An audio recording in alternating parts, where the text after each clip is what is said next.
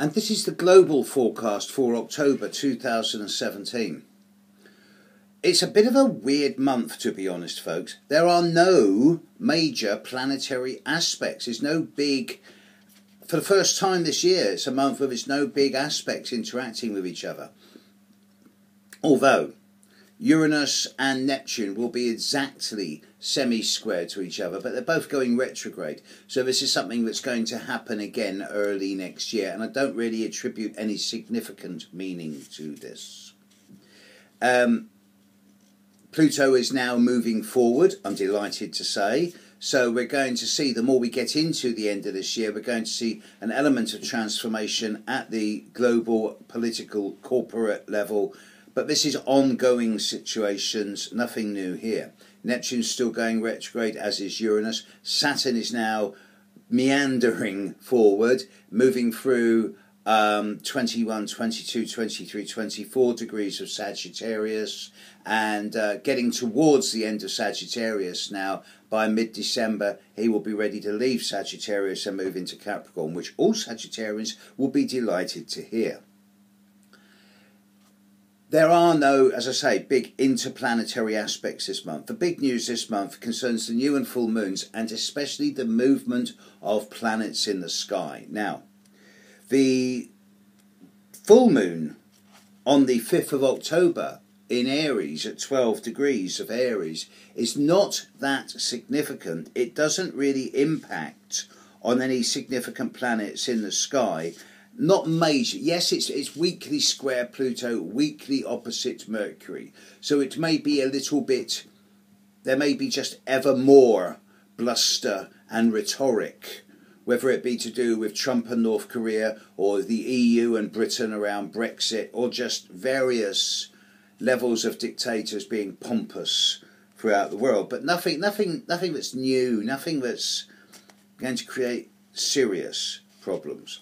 The full moon on the 19th of October is a very different story.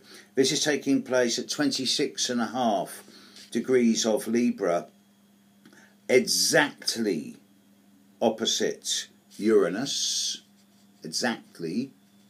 And with the recent Jupiter-Uranus opposition, I do suspect that there's a lot of rumblings underground, underneath.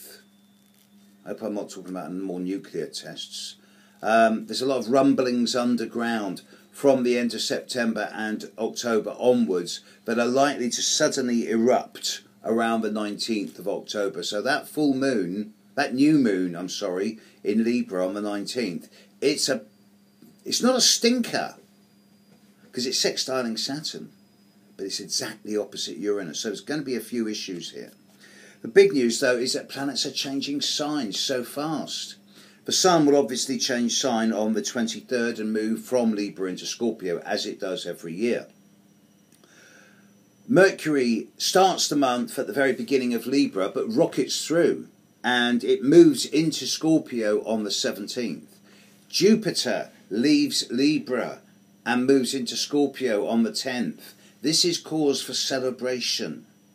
I think Jupiter in Libra has promised a lot more than it's delivered.